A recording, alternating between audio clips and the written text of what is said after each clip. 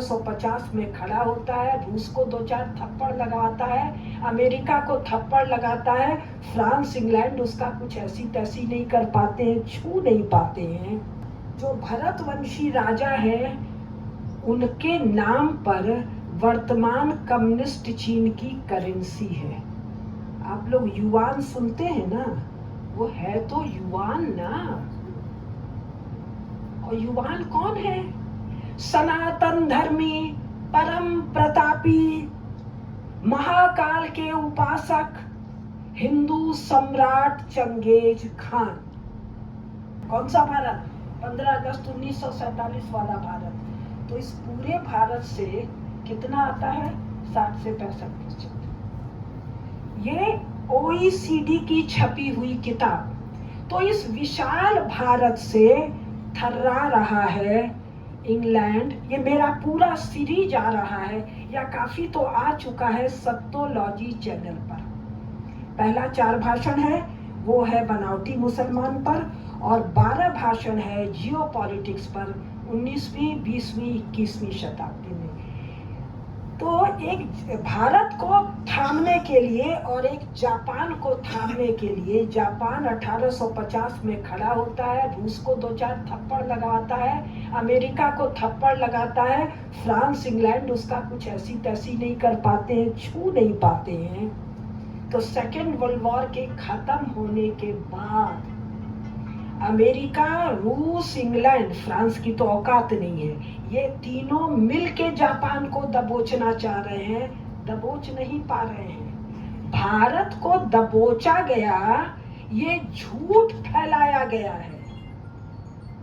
जो published material अब बाहर आ रहा है, इंग्लैंड की औकात नहीं है। 1947 में इंग्लैंड भारत का कर्जदार है। तो सार ये जो चीन है वो इतना सा है।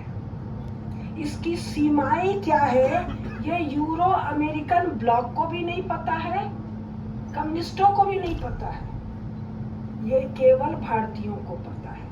ये आज भी अपने को झुआंगुआ कहते हैं, यूरोप इनको कैथे कहता है।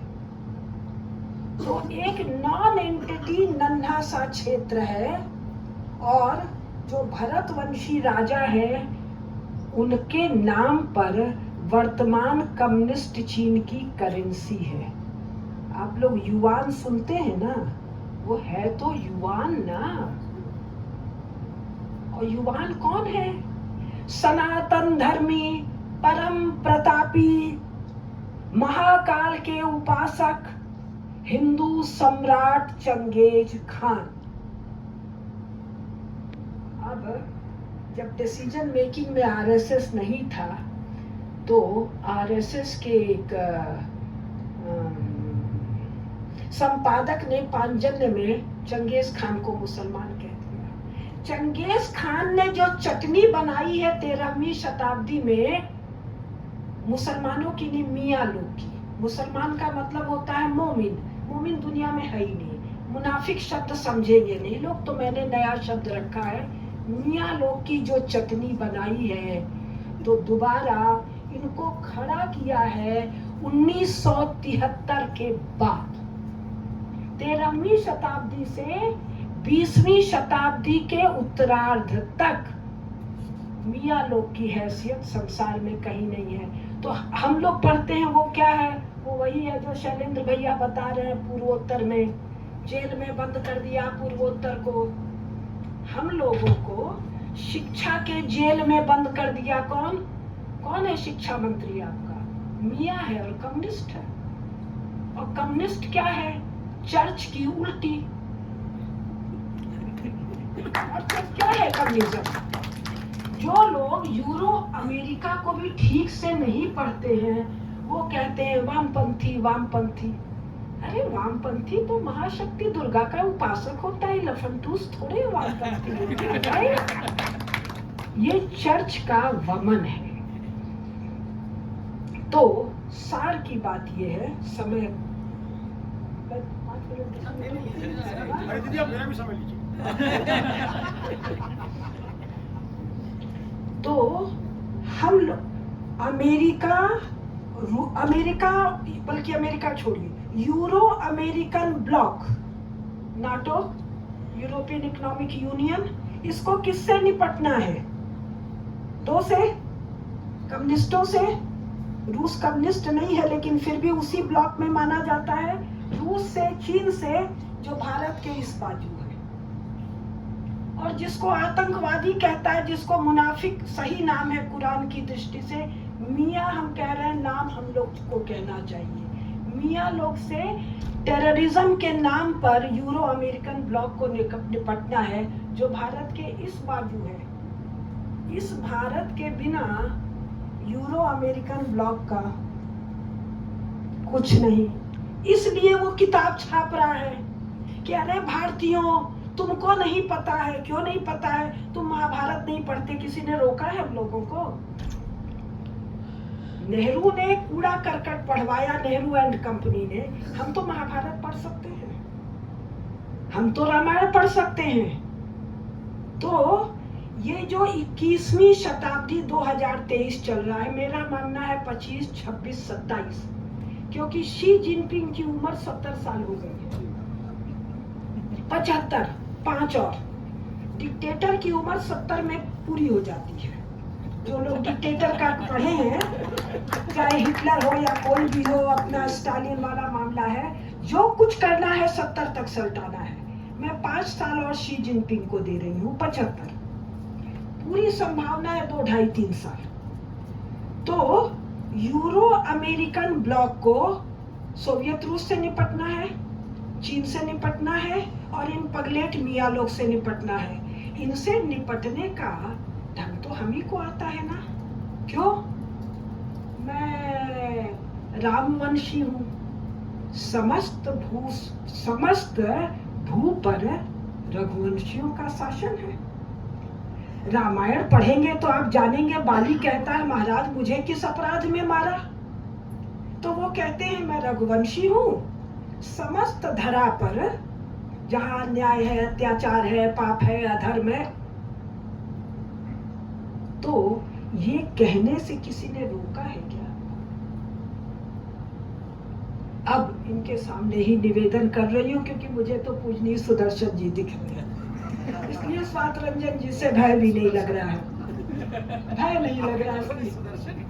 हाँ, कि भाई जब आप लोग कहते हैं भारत ने आक्रमण नहीं किया, तो भारत की सीमाएं क्या थी भाई? रामायण गलत है, महाभारत गलत है, गुरु गोलवलकर गलत है। 1971 में एकनाथ रानाडे जी ने जो इतनी भारी पुस्तक छापी, वो गलत है। स्ट्रैटेजी के तहत आप लोग कह रहे होंगे, अब बंद कर दीजिए, क्योंकि 21वीं सदी की भू राजनीति भारत को उसके स्वाभाविक क्षेत्र में स्थापित करने के लिए आतुर है। 1 साल, 2 साल, 3 साल, 4 साल, 5 तो हम बहुत बढ़ा करके हैं, क्योंकि मुझे चीन में क्या चल रहा है ये नहीं पता, और जिन लोगों को मैं YouTube में सुन रही हूँ उनसे थोड़ा अंदाज पड़ रहा है। एक्सपर्ट्स नहीं है, इनमें किसी को नहीं पता कि चीन में तो लिपि भी नहीं है, चीन में तो भाषा भी नहीं है, चीन में तो राजधानियों के, नगरों के, नदियों के, पहाड़ों के नाम भी नहीं है। दिशा सूचक नाम है नानकिंग, हमको पूरा नहीं याद रहता, भैया को सब याद है। दक्षिण की राजधानी बीजिंग, उत्तर की राजधानी। जो नगरों का नाम है, नदी के उत्तर, नदी के पीछे, पर्वत के दक्षिण, झील के इधर, इस तरह इनके नाम हैं। ये नाम कौन रखता है? हम जब आएंगे तो नीतीश जी के घर से पूरब चले, फिर पश्चिम मुड़े, फिर दक्षिण मुड़े, कुछ भी मुड़े तो हॉल में आ गए। I am an outsider to this hall. आप कहेंगे कि वो ना, जो भवन का नाम है, जो इस क्षेत्र का नाम है, वहां हम जा रहे हैं। आज तक चीन के पास भाषा नहीं है, लिपि नहीं है, नाम नहीं है, थोड़ा थोड़ा इतिहास लेखन तो अभी बताएंगे ना भैया। वो हड्डियों पर और कछुए की खोल पर कुछ मिला। तो ये जो यूरोपियंस है ये कहते हैं हम हर भाषा पढ़ लेते हैं, लेकिन उसके लिए कहते हैं जी पढ़ाई में नहीं आया। लेकिन फिर कहते हैं जी कुछ पढ़ाई में आया, तो उसमें ये लिखा है कि राजा पूछता है मैं शिकार के लिए जाऊं कि नहीं जाऊं। राजा पूछता है मैं इस रानी के यहाँ जाऊं आज रात को कि उस रानी के यहाँ जाऊं रात को। बरसात होगी कि बरसात नहीं होगी। आखेट पर आज जाऊं, कल जाऊं, पूरब जाऊं, पश्चिम जाऊं। इस पर इनका इतिहास लिखा है किसने? कैम्ब्रिज, ऑक्सफोर्ड, माओ से तुंग में, कम्युनिस्ट पार्टी में। तो मेरा जो कहना है 5 साल के अंदर, 5 तो बहुत ज्यादा है, इसके बहुत पहले भीतर ये टूट रहा है। भारत अपने स्वरूप को प्राप्त कर रहा है, और ये स्वरूप को प्राप्त करने के लिए आर्मी कहीं नहीं जाएगी। एक टेबल पर 3-4 लोग बैठेंगे, मोदी जी बैठेंगे, या तो वो जो बिडेन बैठेगा, या ट्रम्प बैठेगा, या कोई बैठेगा, एक कोई पुतिन बैठ जाएगा। शी जिनपिंग को तो सल्टा चुके होंगे, इधर मिडिल ईस्ट सल्टा हुआ होगा। मन करेगा तो फ्रांस वाले किसी को बैठा लेंगे, मन किया तो इन तीनों का। और इसी अपने ही हाँ? इसी अपने ही बैठ गया। हाँ। मैंने 2013 में पतंजलि योग पीठ में कहा था 2 चीज, एक हो गया, एक और हो सकता है, कि आने वाले समय में यूरोप के मेनी हेड्स ऑफ स्टेट भारतीय होंगे। एक दूसरा मैंने कहा था अगर एक वेटिकन के हेड को, फिर हाथ जोड़ के क्षमा मांगते हुए, चीन ने घुसने नहीं दिया, अटल बिहारी वाजपेयी उसको वेलकम कर रहे हैं, तब सुदर्शन जी ने पुस्तक छपवाई थी महात्मा गांधी और